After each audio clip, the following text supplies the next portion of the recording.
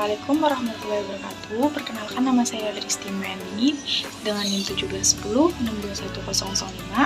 Saya dari Prodi Bisnis Digital kelas A. Assalamualaikum warahmatullahi wabarakatuh. Perkenalkan, nama saya Kiraina Ivitasari dengan NIM 1710621 Saya dari program studi Bisnis Digital.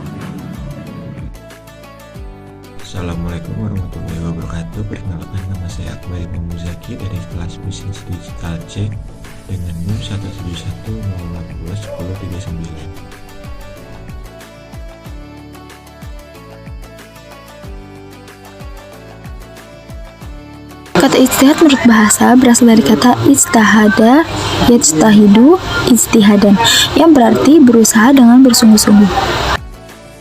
Ijtihad dalam arti upaya yang dinamisasi ajaran Islam. Istilah ini kadang digunakan juga dalam pengertian yang lebih luas, tak hanya mencakup wilayah hukum Islam, tetapi juga membahas seluruh masalah keagamaan. Ijtihad dalam pengertian konvensional. Ijtihad biasa digunakan dalam wilayah hukum sebagai upaya maksimal seorang mujtahid dalam menemukan hukum syarah yang berkaitan dengan perbuatan manusia dari sumbernya, yaitu Al-Quran dan Sunnah. Mujtahid yaitu orang yang memiliki kualifikasi tertentu sehingga memiliki kemampuan untuk menggali pesan-pesan dari Al-Quran dan hadis. Adapun kemampuan yang harus dikuasai oleh seorang mujtahid. Yang pertama, ada penguasaan bahasa yang cukup. Dengan penguasaan bahasa Arab, seorang mujtahid mampu mengetahui makna-makna tersembunyi di balik teks-teks Al-Quran dan hadis. Yang kedua, yaitu seorang mujtahid harus mengetahui ayat-ayat dan hadis-hadis hukum, terutama yang berkaitan dengan masalah yang dihadapi. Tiga, seorang mujtahid harus memiliki penguasaan metode penemuan atau penggalian hukum yang memadai sehingga ia bisa menggunakan metode-metode tersebut dengan tepat sesuai masalah yang dihadapi. Dan seorang mujtahid harus memahami masalah yang dihadapi.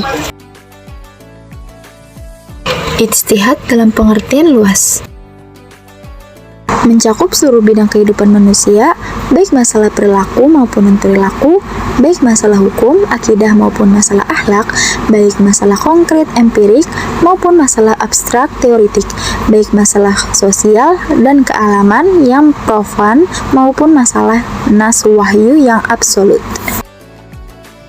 Siapa yang berhak melakukan ijtihad? Proses ijtihad tidak mudah dilakukan, melainkan memerlukan seperangkat kemampuan yang harus dimiliki.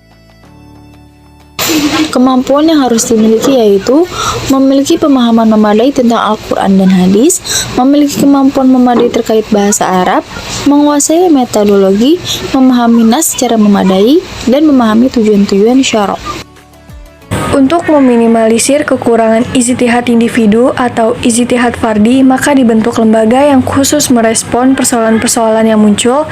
Ijtihad jama'i seperti Komisi Fatwa MUI, Bahsul Masail NU, Majelis Tarjih Muhammadiyah, Dewan Hizbah Persis, dan sebagainya. Selanjutnya yaitu ragam bentuk dari ijtihad. Yang pertama adalah ijma'. Ijma adalah kesepakatan para ulama ahli ijtihad dalam memutuskan suatu perkara atau hukum. Yang kedua yaitu qiyas. Qiyas adalah mempersamakan atau menganalogikan masalah baru yang tidak terdapat dengan yang terdapat hukumnya dalam Al-Quran dan hadis karena kesamaan sifatnya. Yang ketiga yaitu masholihul mursalah, artinya penetapan hukum yang menitik beratkan pada kemanfaatan suatu perbuatan dan tujuan hakiki universal terhadap syariat Islam. Selanjutnya yaitu ikhtisan. Ikhtisan adalah menetapkan suatu hukum terhadap masalah ijtihadiyah berdasarkan prinsip-prinsip kebaikan. Selanjutnya yaitu urf. Penetapan bolehnya suatu adat istiadat dan kebebasan suatu masyarakat selama tidak bertentangan dengan Al-Quran dan hadis. Dan yang terakhir yaitu istishab. Istishab adalah suatu penetapan hukum atau aturan hingga ada alasan tepat untuk mengubah ketetapan tersebut. Selanjutnya adalah sikap terhadap hasil ijtihad. Yang pertama adalah tidak mengingkari orang yang menyelisihi ijtihad ulama.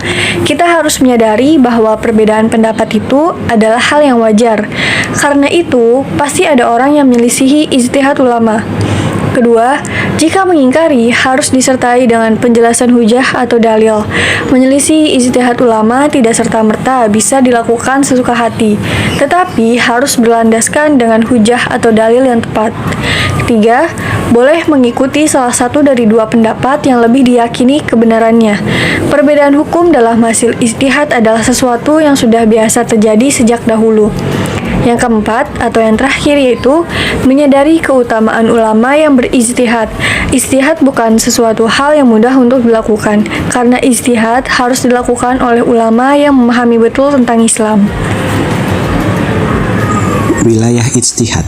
1. Ijtihad dalam bidang akidah. Akidah menurut bahasa berarti simpul yang sulit untuk dilepaskan. Masalah akidah biasa disampaikan sejak usia dini sehingga melekat kuat, sulit dilepaskan. Nama lain dari ilmu ini adalah ilmu usulidin, ilmu tauhid, dan ilmu kalam.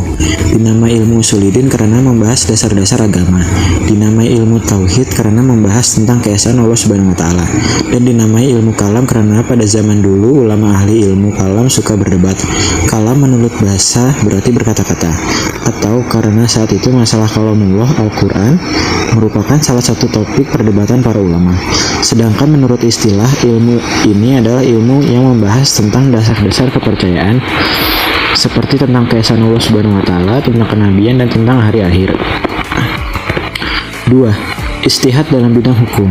Istilah hukum dalam Islam jarang ditemukan pada literatur bahasa Arab, walaupun istilah ini berasal dari bahasa Arab, apalagi pada periode awal. Namun, dalam kajian usul fikih terdapat pembahasan tentang hukum. Kajian tersebut menjelaskan bahwa makna istilah hukum memiliki perdebatan pandangan antara ulama fikih dan ulama usul. 3. Ijtihad dalam bidang politik. Pada pembahasan di atas sudah dijelaskan bahwa yang dimaksud dengan hukum Islam adalah ilmu hukum tentang syara yang berkaitan dengan perbuatan manusia berdasar pada Al-Quran dan hadis.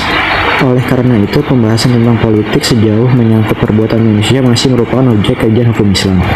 Tidak mengherankan jika kemudian masalah politik dalam Islam masuk pada salah satu cabang kajian hukum Islam yang dikenal dengan fikih siyasah. 4. Ijtihad dalam bidang pendidikan. Sebagai pada masalah politik, pada masalah pendidikan pun juga pada bidang lainnya, selagi masih berkaitan dengan perbuatan manusia, maka kajian tersebut masih merupakan bagian dari kajian hukum Islam, sehingga masih bisa diselesaikan dengan istilah ijtihad dalam pengertian konvensional. Jika bermasalah pendidikan tersebut bersifat abstrak teoritis di luar perbuatan manusia, maka masalah itu menjadi lapangan ijtihad dalam pengertian yang luas.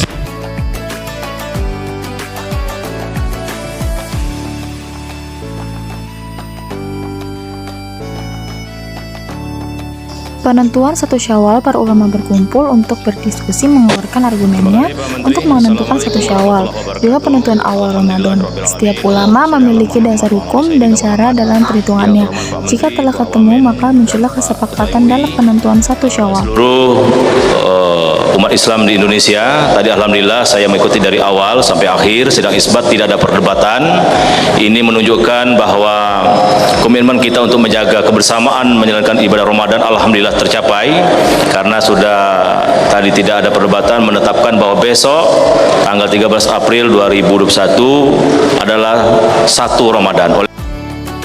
Pembuatan bayi tabung yang dimana tidak ada pada zaman Nabi Muhammad SAW, yang kemudian menjadi sebuah bentuk solusi bagi orang untuk menyelesaikan permasalahan kesuburan, melakukan perujukan terhadap berbagai macam bentuk hadis untuk menemukan sebuah hukum yang dibuat oleh teknologi pada bayi tabung.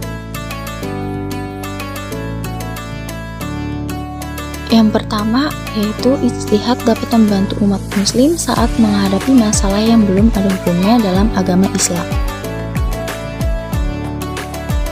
Yang kedua, ijtihad berguna untuk menyelesaikan hukum yang berlaku dalam Islam agar hukum tersebut sesuai dengan waktu, keadaan, serta perkembangan zaman. Yang ketiga, yaitu ijtihad dapat menentukan dan menetapkan fatwa atas segala permasalahan yang tidak berhubungan dengan halal dan haram. Sekian pembahasan dari kelompok kami, semoga bermanfaat. Wassalamualaikum warahmatullahi wabarakatuh.